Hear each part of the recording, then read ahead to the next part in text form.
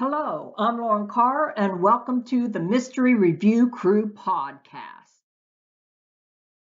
Thank you for stopping by. Today, we are interviewing Amy L. Bernstein about her new release, The PROTERO Complex.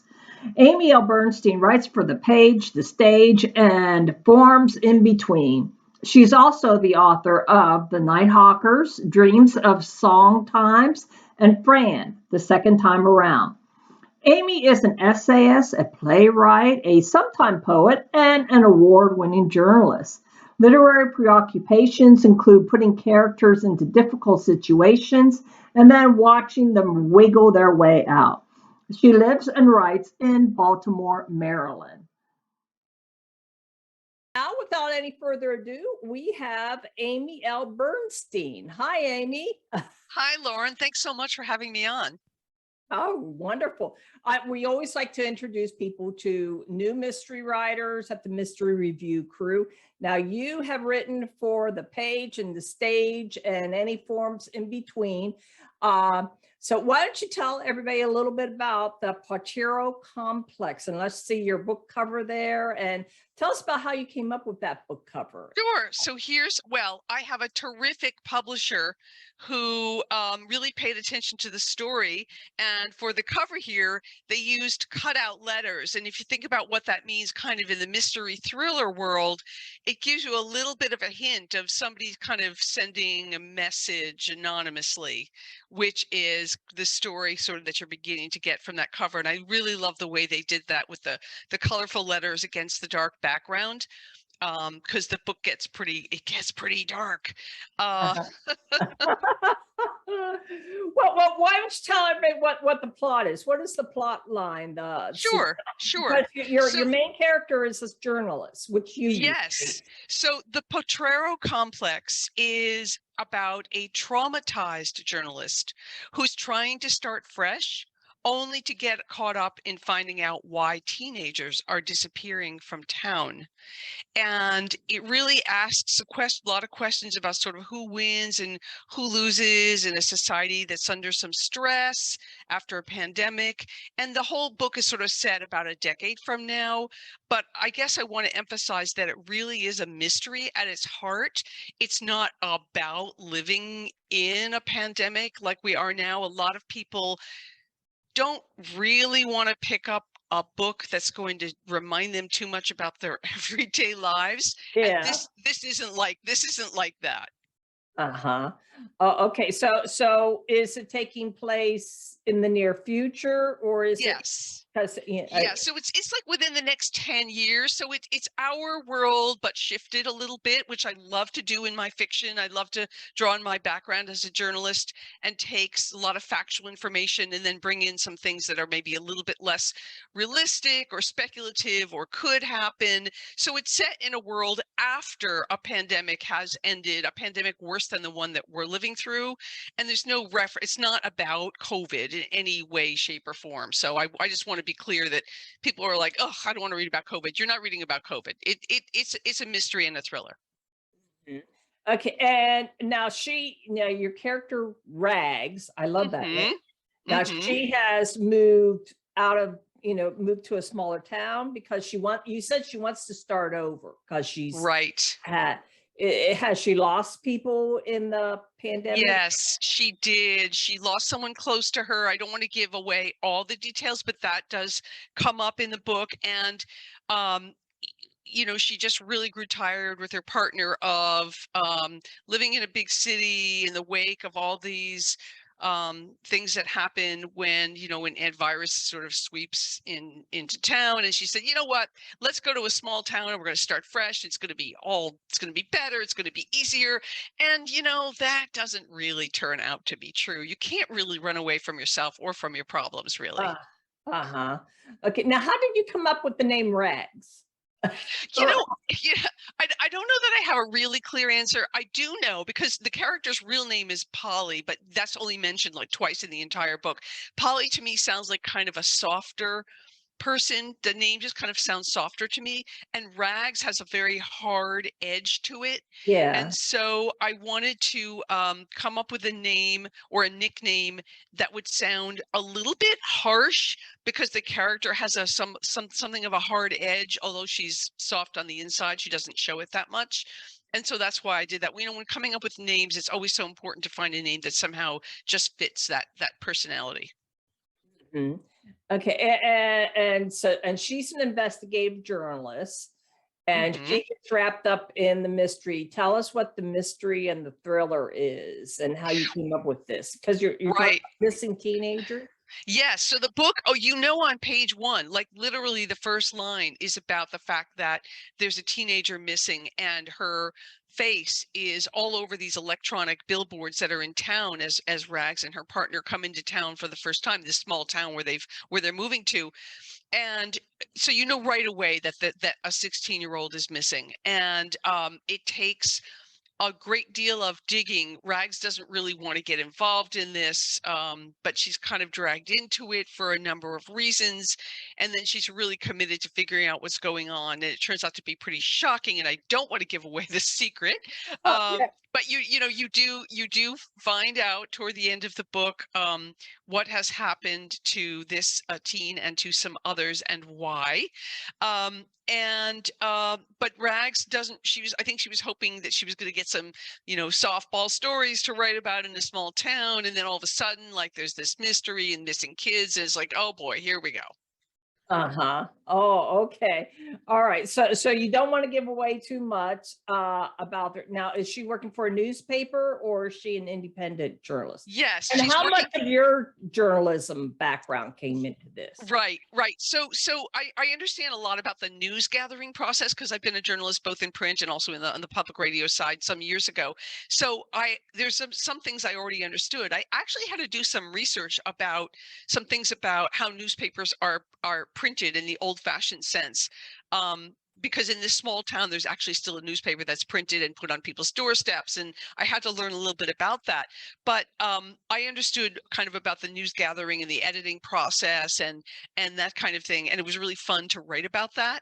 And so, yes, Rags comes to work for this newspaper, which has very mysterious owners, and it's all tied up in the mystery, the newspaper. And that's why the cover too almost has this that he's got these cutout letters, which is all tied up in something about the newspaper and anonymous messages and some mysteries that her partner has to help unravel. So I think it gets pretty tangled. Mhm. Okay, so her partner, are they romantic partner or business partners, or romantic partner, but they have not married, and that's partly because they're coming out of a kind of a world where things were really very topsy-turvy, and that wasn't a commitment that they felt that they needed to make, but they are together. And he's very different, because Rags is in this, this rough and tumble news world, and her partner Flint Sten is an IT guy. And if you know IT, and if you know some IT folks, they're incredibly smart and wonderful human beings, but they can be not terribly verbal or talkative. So yeah. he hides a lot inside, as we come to learn. Mhm. Okay. And what kind of small town is this? Is this kind of like Mayberry, or is it, because you're actually making it sound like one of those, like, like the movies, like in the 60s and 70s, where you go to this small town and everybody's got a secret, Right. Yeah. Right. Well, so I made up a small town in a fictional part of the northwest corner of Maryland, and the town is called Canary. And I chose a name like that because that phrase, a canary in the coal mine, like Yes. something, it's a signal of something that could be happening. So I gave it a name like that. And yeah, I'm fascinated by small towns. I've grown up in suburbs and cities, but I spend parts of summers over the last several decades in a small town in Vermont. And I've spent quite a bit of time in small towns in northern New England. And I'm fascinated by that feeling of Main Street and the stores and how it's all so self-contained. And so Canary is that kind of a town. Mhm. Now, what was the challenge in writing? Because you say this is a fictional small town. What is the challenge between that and writing? In your other books, do you use fictional towns or do you use real towns? Oh, that's a great question. I actually do both. Baltimore plays a role where I actually live, plays a role in almost all my novels. I think maybe all. I'm trying to think if that's true. But then I do like creating I have a fantasy novel coming out in July called Dreams of Songtimes, and I do create I use Vermont and Baltimore because I know them both in that story, but I do create a fictional small town in Massachusetts, which is an important place for the main character to be for a while. And again, it's that notion of sort of like it's a 1 or 2 street main town kind of place with old houses on side streets and that kind of quiet feel, and everybody knows everybody's business. I'm fascinated by that. Mhm. Well, why don't you tell us a little bit about, because this, but the PROTERO complex, that's your but you mentioned, and I don't know if it was on camera or off camera, that this is one of other pandemic novels. How many pandemic novels and is PROTERO the only mystery thriller, or did you use other genres too? Yeah, I am finding that as a writer, as a fiction writer, I don't want to get pigeonholed in a genre. So I'm in this strange position of having written, this was the first mystery that I've written, and it was so much fun to do. I'm really waiting for inspiration for a new mystery plot to sort of hit me over the head. But I've also written, and as I mentioned, I've written this fantasy, which is kind of a coming of age story, very different. And then I've also written a paranormal romance that's coming out in early June, which is all about, it's like mystical and magical, and it's got a lot of archaeology in it, and sort of the heroine has sort of hidden abilities that she doesn't understand. So they're all really quite different. And that is just so much fun to find that story and sort of tell it the way it sort of feels like it needs to be told. And some of these were started before the pandemic, some were written during the pandemic, just over the last couple of years. Now, usually a writer, they may have one or two, like Nora Roberts, JB Roberts. She has her romance side and she has her Right. mystery side. So you're doing different. You're doing all across the board. Have you always, or you don't have a favorite genre that you like to write in, or why do you do that? And what's the difficulty in writing that? Do you have to depend on your mood? Okay, today I'll work on the mystery. Tomorrow after a really nice dinner, you're going to start working on the romance.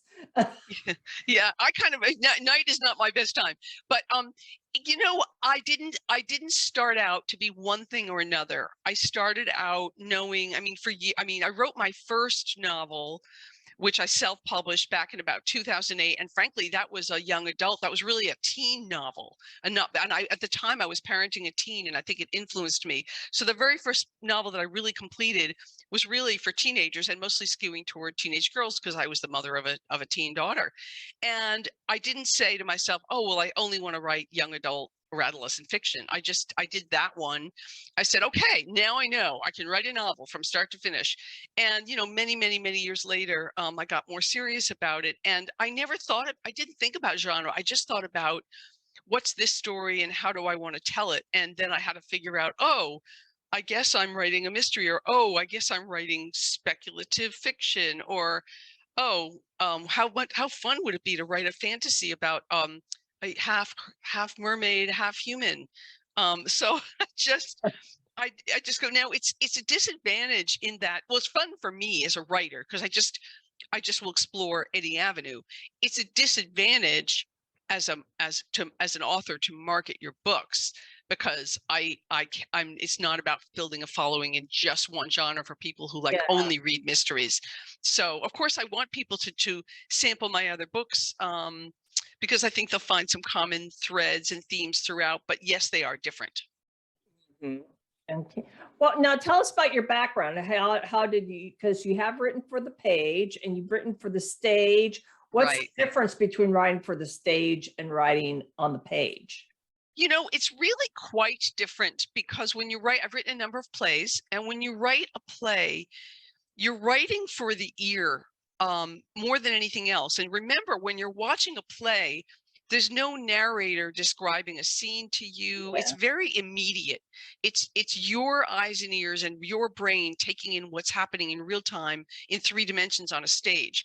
So it's what the characters say and do, or don't say and don't do, that you're immediately sort of interpreting that. And when you're reading a book, you're often going to have interior dialogue, so the characters telling you what they're thinking, which you can get on a stage in an aside or something like that, but it's different when you're reading it on the page. And on a page, you'll get a narrator often giving you a lot of description. Oh, they were walking through the forest and it was a warm summer day and the trees were dappled with sunlight. And on the stage, oftentimes you bring your imagination to a lot of that, because the set might be very simple. So there's so many differences, and particularly because when you're writing a stage play is almost all dialogue. I mean, there's some physical action, but it's mostly dialogue. So yes, I've interviewed other authors who used to write screenplays. And she said she will catch herself when she's writing her book. It's like all dialogue. And then she has to go back and fill things in. Right. And with a screenplay, you're writing for the eye. And in a play, you're writing for the ear. And in a book, you could say you're engaging all the senses, but only through the reader's imagination, because they're only looking at the words. And so you really do have to do those things differently. It's really fun to experiment. Well, now, how did you start out with the stage, or not? See, now you've written in all forms. Then you've written you used to be a journalist, and then you were writing for the stage. Do you go flip flop back and forth, or did you transition from one to the other and now you're basically concentrating on books? Yes, and I think that I can only say that looking back on the last like 15 years in particular, there was a transition from working full-time in government and journalism and all these things that I did, and executive speechwriter for decades, all those different things in combination, and then deciding I really, really, really want to write fiction. And so first I wrote that book for teens, and then I said, well, no, I think I really want to write plays. And I started writing plays for about 10 years. And then I said, no, I think I really, really want to go back to novels. And so then I started that. And what's really funny, Lauren, is I never thought that I could call myself a writer, even though all I ever did for my whole actual paying career, and certainly now, all I ever did was write. I was like, no, I'm not a writer. I write, but I'm not a writer. And I have finally said, no, you know what? You're a writer. Yeah. I remember the first time, my husband was doing the taxes, and, well, what's my occupation? And I was like, and I really felt some pride whenever I wrote down writer, and just like you, through my whole career, I was working in journalism and with the government as a journalist, and, in publishing and all that. But I was afraid to put that down, and I was like, yes, I am. You feel like you have to cross some sort of threshold before you can actually use that term. Right. Mm-hmm. Yeah. Now, what kind of journalism did you do?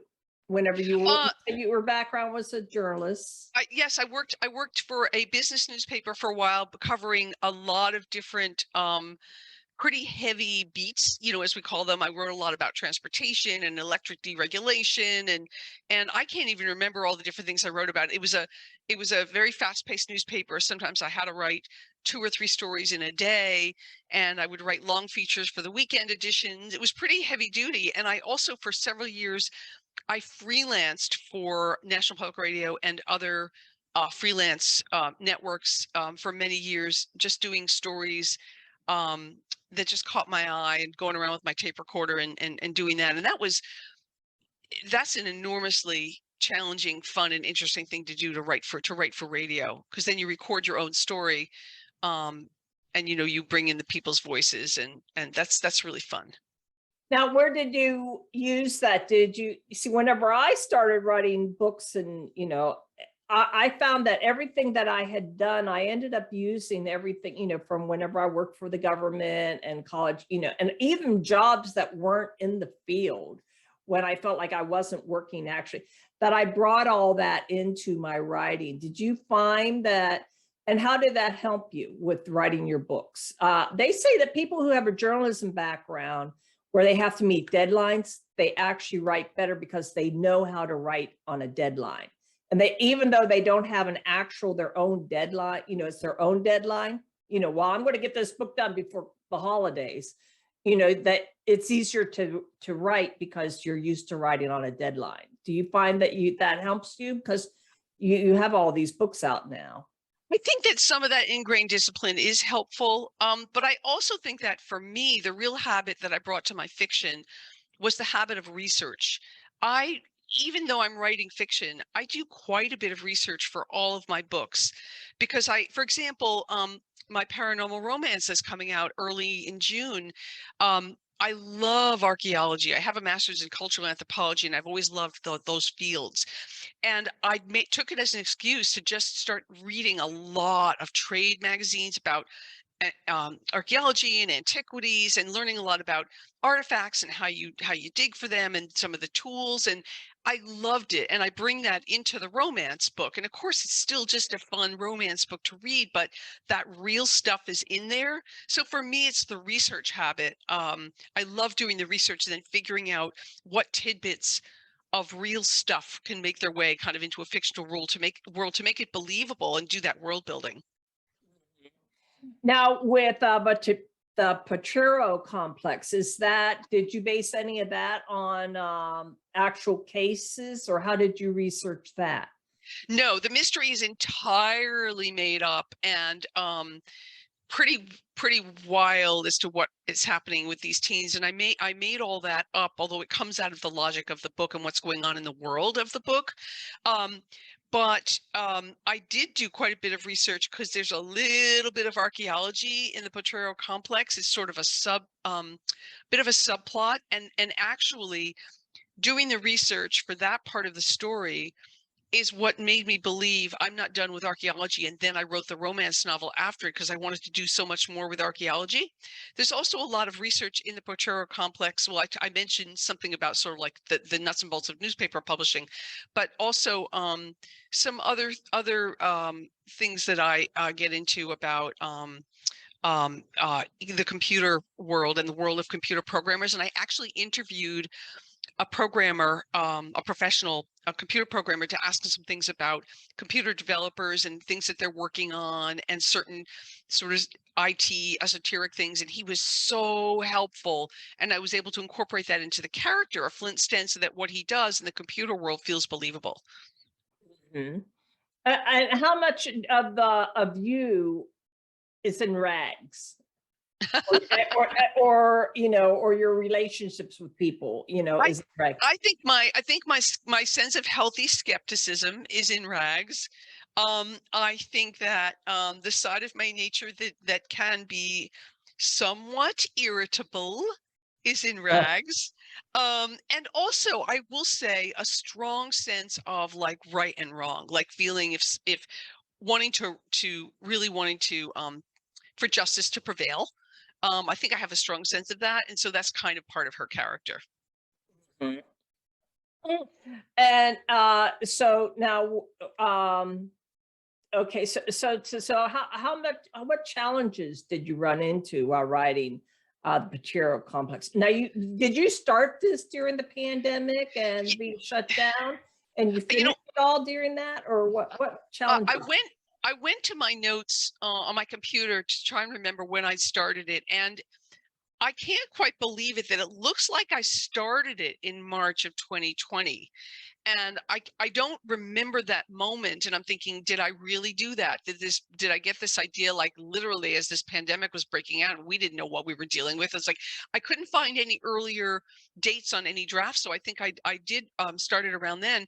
But the book was enormously challenging, and I think writing any book is. And I remember about halfway through, because when you're writing a mystery, as you well know, it's got to be very, very carefully kind of plotted and mapped out so that the internal logic of what the mystery is and what the clues are and what does the reader know and when does the reader know it, what does the character know, and all that, and not wanting readers to like guess what's going to happen, and all that stuff is so complicated. I know somewhere about halfway or 2/3 of the way through, I sort of I think I turned to my husband and I said, I don't know if I can do this. Like, I don't know if I can figure this out, because it's like a puzzle. Yeah. And I'm glad I did figure it out, but it definitely was challenging. Well, now what I once got into a debate with a romance author about which is more difficult, because I'm a mystery author. She writes romance, and she was actually offended whenever I said that mystery is more difficult than romance. So now you've done a paranormal romance and you've done a murder mystery. Which is harder? Well, I'm going to disappoint you, because I don't think that it's true that one is harder than the other. Here's what's hard about romance. If you're really, writing well, you're writing about human relationships, because romance is very much about relationships. And that's really hard to do, to create emotional conflict between characters, to create vulnerability, to write about love and what it really looks like and feels like. And let me be frank with you. Writing sex scenes is a very interesting, challenging, difficult thing to do, so that you are hitting a sweet spot of keeping that reader interested who likes that, but not offending someone or not tipping into an area. I mean, look, erotic fiction is its own niche. My paranormal romance is not erotic because that's more hardcore. So you're always finding that balance. And so I really have to say that they have equal challenges in different ways. Now, do you have any romance in the PROTERO complex? Because you do have this couple. Yes. So the romance between Rags and Flint is rather unromantic. And that's appropriate because of the times that they're living in. They're living in a time of it's just a difficult time. There's a lot of uncertainty in the world that they're in. So there's like a little romance in the book, but most of it is not very romantic in any classic sense. But it's there. In other words, they have a relationship. It's not Correct. Will they or will they not get together? They have a relationship. Yeah. They will or will not. Okay, so what other your paranormal romance is coming out is so right now the PROTERO complex is out. The PROTERO complex actually publishes on August 2nd. But of course, it is completely available in all the places you would think to look for pre-order. I mean, you can find it on Amazon. It's on my publisher's website too, but that's complicated. But frankly, all these books, the paranormal romance in June, the fantasy in July, the PROTERO complex in August, if you simply go to my website, amywrites.live, that's Amy, A-M-Y, Writes, W-R-I-T-E-S, amywrites.live. It's all there. So is there anything else that Amy, that you'd like to tell people about the PROTERO complex or your other upcoming books? What I would say is this. I really appreciate it when readers take a chance on an author they don't know. And I am an author that they don't know. And I really hope that readers will find their way to the PROTERO complex on my other books. And, just take a chance on someone who's really committed to trying to tell really good stories and hold a reader's interest and give them some things to think about. And, I do my best. And that's all a reader can ask. That's all an author can ask for of her reader. Okay. Well, thank you very much. And I'm sure some people are going to want to take a chance on the PROTERO complex and they won't be disappointed. And if anybody wants to learn more about Amy, do visit your website at Amy Writes, and that's WRITES .live to learn more about the PROTERO complex and the Nighthawkers and the rest of your books that are coming out.